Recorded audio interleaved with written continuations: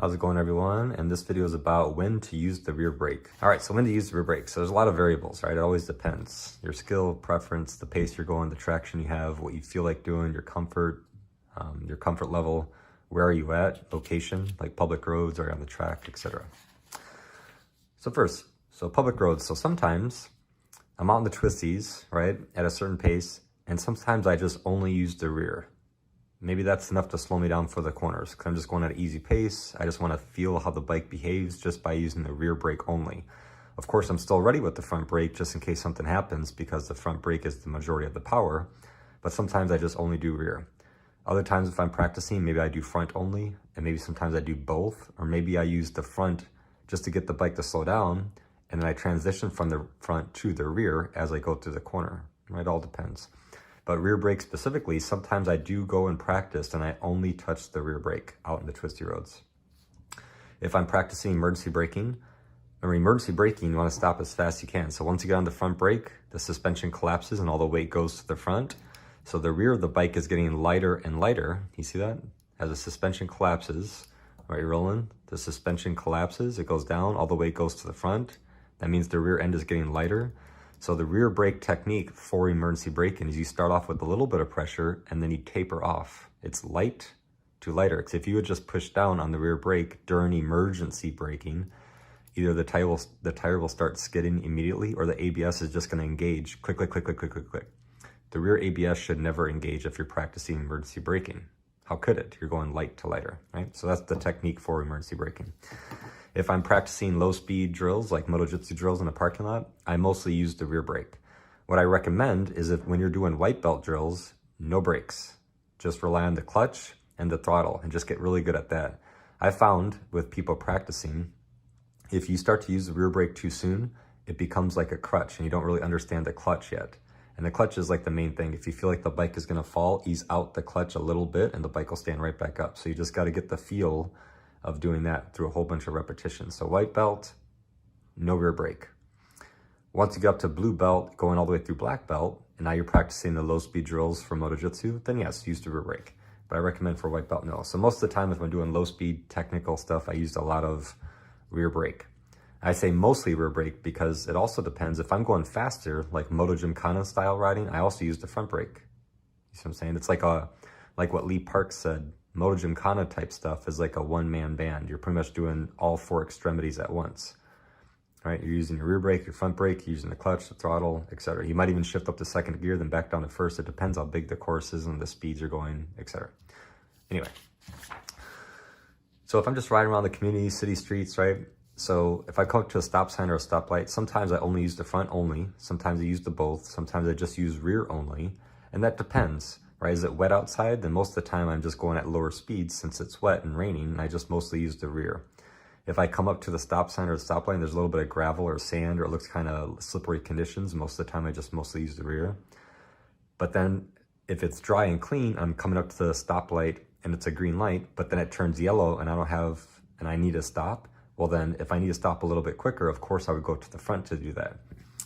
But mostly all the time, whenever I come up to a stoplight or a stop sign, I start to use both brakes, right? Start to use the brakes to get the bike to slow down. But the last 2 feet or so before I actually come to a stop, I'm off completely the front brake and I'm only using that rear brake to actually come to a stop. And usually like right before I actually come to a stop, my left foot goes down only. I keep my right foot on the rear brake. And once I'm off the front brake, I usually lift my right hand up and I lift up my visor because I had it closed when I'm actually riding. I lift up my visor, I have sunglasses on, I get a little airflow, and my left foot stays down, my right foot's on the peg on the rear brake. I'm close to the friction zone, just getting ready to go. Light turns green, then I could go. So most of the time, that's what I do whenever I come to a stop. Usually both brakes to start, and then once I get the majority of the braking done with the front, because that's all the power anyway, then I transition to easing off the front as I add more to the rear, more and more and more to the rear as like the last 2 or 3 feet to actually come to a stop. Most of the time, that's what I do. Unless I just simply feel like doing something different, maybe I'll only use rear, only use front. But majority default, that's usually what I do. Both or front only, then I transition to the rear the last couple feet. But I'm on the twisties, so rear brake. So I mentioned a second ago on the twisties, but here's a little bit more in depth, okay? So first, a lot depends on the pace. If I'm just chilling at an easy pace, well then sometimes I don't use the front brake at all. Sometimes I just only use the rear. And a lot of times I go practice only using the rear just to get comfortable doing that, to see what the bike feels like. Other times, let's say I'm going a little bit quicker and I need to use the front. Sometimes I'm in a straight line. I use the front to get the majority of the slowing down, and then I ease off the front as I increase the rear. So if I'm braking like 40%, then I ease off to like 10, then I kind of add 10%, then I transition from the 10 that was in the front to the 10 that's in the rear. And then as I tip the bike in, maybe I just keep that 10%, or I trail braking off the rear brake as I go through the corner. And sometimes if I'm going at a pace, or I just feel like doing it just to practice as well, I'm going. As I roll off the throttle, engine braking, as I roll off the throttle, I start to add a little bit of rear brake to get the bike initially to slow, and then I transition to the front to get the majority of the slowing down with all the power of the front brake, and then I transition off the front brake back to the rear brake a little bit to get the little bit, like the first 5 and 10%, maybe I just use the rear brake, and the majority of the braking is like the 70%, in the middle is the front, then the little bit on the ends are rear, or a combination of all that stuff. Not to say that I do that all the time, but just for fun, to practice it, why not? And if there's less traction, if it's wet outside, or if I'm doing lower speed maneuvers out in the twisties, right? Then most of the time, if I am gonna use the brakes, if I need to, then I just mostly use the rear. That doesn't mean in the wet I can't use the front. It obviously only depends on the technique.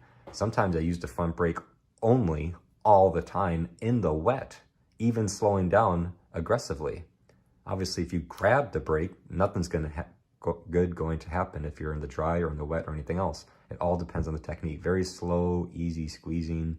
It all depends on the technique of what you're doing. The brake, the front big old brake is not the problem.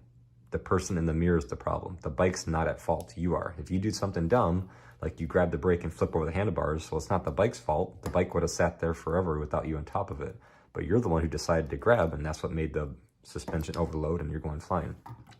Or you'll just skid out and the front tire will just slip out from underneath you, and that's a low side crash. Either way, the brake's not the problem, the riders are the problem. So specifically with trail braking, okay? So let's think about this. So this is before the corner, there's zero lean. So here you are, right? And then, so before the corner, you're going in a straight line, you add, just rear brake only. So sometimes I trail brake only with the rear, exactly like how I'm about to explain. So you're going in a straight line, you're getting ready for the corner. So I'm starting to roll off the throttle a little bit, which is engine braking, and then 0% rear brake, then I go to 5, 10, 15% rear brake, right? That's the bike straight up and down. And then right here, I start to lean. So as I start to lean, now I'm at 15% rear brake, then I trail off brake pressure. So I'm at 15, I'll go this way so you can see 15, 14, 13, 10, 10. I'm trailing off the rear brake as you lean the motorcycle, the same you would do with the front brake. And then as I'm leaning, and then the more and more you lean, the more and more I trail off. But let's say this is a blind corner, okay? So I'm going left through a blind corner, 5, 10, 50%. I start to lean. Now I start to trail off. And maybe I just get down to 5%. I just hold the brake light on. I just wait, 5%, 5%, 5%, 5%, 5%, until I could actually see the exit to make sure there's nothing in the way. There's not a person doing a U-turn. There's not a big branch in the middle of the road or a deer or whatever else. So a lot of the times for blind corners, I keep a little bit of pressure either on the front or on the rear just until I see the exit. I highly recommend doing that for blind corners. Front or rear or both, I recommend keeping just a little bit of percentage until you see the exit. Now, a lot of people ask me this, so I might as well go ahead and say it. So as I'm going, right, I'm rolling off the throttle, right, no front brake, so I'm rolling only rear brake. I'm rolling off the throttle a little bit, maybe it's not even to zero. Maybe I just roll off 10% as I'm going through the brake pressure, right? Now, as the bike starts, so say I'm slowing down from 50 miles per hour to 30 miles per hour. Once I get to 30 miles per hour, if I just lean the motorcycle, the bike will continue to slow down because I'm on a smaller rotation. On the edge of the tire is a smaller circumference than the middle of the tire. So as I start to lean, the bike will continue to slow. But I want to go through the corner at 30. So I'm rolling off 50, 45, 40, 35, I'm using a little bit of rear brake, I get down to 30, and this is my comfortable speed for the corner, 30. Right when I begin to lean, I want to go 30. So as I start to lean the bike over, I twist the throttle a tiny bit just to maintain 30 miles per hour, right? As I start to lean, steady throttle, 30, 30, 30, easy, and then I was 15% rear brake, and I trail off the rear brake as I'm holding a little tiny bit. Once I get to a little bit of twist of the throttle to maintain my speed, then I just hold it there. I'm not accelerating. Accelerating can only happen when you see the exit and take a weight lean angle. Twisting the throttle a tiny bit to maintain your speed, that is not acceleration. Two very different things. And obviously, everything I just explained, that takes a lot of dexterity and coordination and focused attention to what you're doing, because you're giving a little bit of gas, you're on the rear brake, and you're leaning all at the same time. That's why trail braking is not a beginner technique. It's not for beginner riders. It takes a lot. It takes a lot of experience, a lot of education, a lot of focused practice to really learn how to do all this stuff. But you can absolutely, just like I explained, trail brake with the rear brake. So let me just tell you what I do. So everybody's wondering, like, okay, there's a lot of things to practice. I should go practice everything. I understand the benefit of it. What do I personally do? So yes, practice everything, get comfortable. So at stop signs, at stoplights, most of the time what I do, my default, my normal riding, I use both brakes. I transition from the front. I only use the rear the last couple feet. That's mostly what I do. If I'm doing low speed practice, I mostly use rear.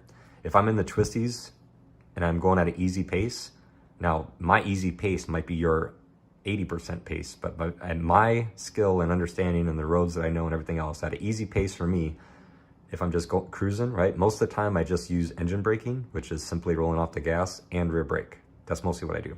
Now, if I feel like going at a little bit faster pace, most of the time I only use the front. If I am going at a faster pace, it's never only rear, because the rear doesn't have enough power to actually slow me down because of the rate at which I'm coming into the corner. The rear brake ain't gonna do it. So I need to use the front to actually slow my bike down. But most of the time, if I'm going at a faster pace, I don't do anything with my rear brake. Unless I'm specifically practicing front brake to get majority of the slowing down, then I add a little rear brake. So I'm 10% front brake, 10% rear brake, and then maybe I trail off both as I go in. Remember, this is a lot of dexterity, a lot of things. Now, if I'm at the track, if I'm at a track riding, me personally, I only use the front. I don't touch the rear at all. That's just me. I know a lot of people way faster than me, way slower than me, that use both brakes. Rear brake a lot. Rear brake coming out of the corner. So if you come out of the corner, I know some people that are really hard on the rear brake as they're coming out of the corner accelerating, because there's so much power coming out of the corner, the bike wants to wheelie, and using a little bit of rear brake will keep the front end down. So they're literally holding the rear brake down as they're full throttle coming up out of the corner as they're accelerating. That's them. For me personally, with my skill and understanding, and I'm not a fast track rider, that's for sure, I just only use the front. That's just me. So on a track, it's completely different than the street riding, right? The goal is to go as fast as you possibly can. How fast can I get this lap? And that's up to you on how to do it. Just think of professional racers, right? Look at the different styles from 5 different people, yet they're going around the track at almost the same times. How you'd get around the track the fastest is up to you, right? Some people use lots of rear brakes, some people use a little bit, some people use a mixture. So when I was at American Super Camp, I was talking to Danny Walker, who owns the whole thing, and then Jake Gagne. He's a super bike professional racer. Look him up on Instagram, he's awesome, right? So they're telling me for one weekend of racing, he went through 3 rear brake rotors in a weekend. That means Jake Gagne on his super bike is using the rear brake so much, so often, he destroyed the pads, heated up the rotors, it got too warped, he had to replace the rotor. And he did that 3 times in a weekend. When I go to the track, I only use the front brake only, I don't even touch the rear. But I mean, look at the level of difference between Jake Gagne, his knowledge and skill and reflexes and everything else. He's a professional racer. He's like a 20th degree black belt, and I'm not even a white belt compared to skill of me and a professional racer, right? There's a video of him riding around. The camera is like right here, and it shows his foot and how much he uses the rear brake when he's riding around at the track. It is unbelievable how much he uses that rear brake, and when he does it, it's absolutely fascinating to watch. And keep in mind, some people find the rear brake to be so useful and beneficial at the top level, at the highest level. They put a thumb-mounted rear brake when they're going to the right, because obviously their foot's gonna get in the way if they're trying to use the rear brake when they're going to the right. If I'm using the rear brake and I start to lean, well, they damn near have their heads on the ground, so their foot's gonna get caught. So to keep your foot up on the peg, but still have the benefit of using the rear brake, they put a left-handed mounted rear brake so they can use the rear brake with their thumb. Absolutely fascinating. So rear brake definitely has its place, but just like I mentioned, the only time I speak about professional racers is when I'm saying how much I'm in awe of their skill and pace and everything else, because I'm nowhere near anything of their level of anything side by side. So I just watch in awe and say, this is amazing, go watch it. Go look at Jake Gandhi's Instagram, go watch him racing, look up Scott Redding, look at that link in the description. It's fascinating. So there's definitely a time and place, but I also know professional racers who don't use the rear brake at all as well. It all depends, all depends. Okay, so what's the bottom line? Because Stone Cold said so, right? His head's a little bit small for his body. But do you guys even watch racing, or wrestling, what I'm talking about? I actually loved wrestling when it was Stone Cold, The Rock, and Mankind, and anyway. So the bottom line is learn and practice everything with the rear brake. Different environments, different situations. I recommend practicing with the rear brake, getting used to it, getting comfortable with it. But whatever you go to default should be after you've already practiced everything there is in order to learn what you like the most, right? Experiment and feel how that rear brake affects your comfort, your handling, what it does. So there you go, everyone. Hopefully that gives you some clarity about the rear brake. Thank you for watching. Hit subscribe.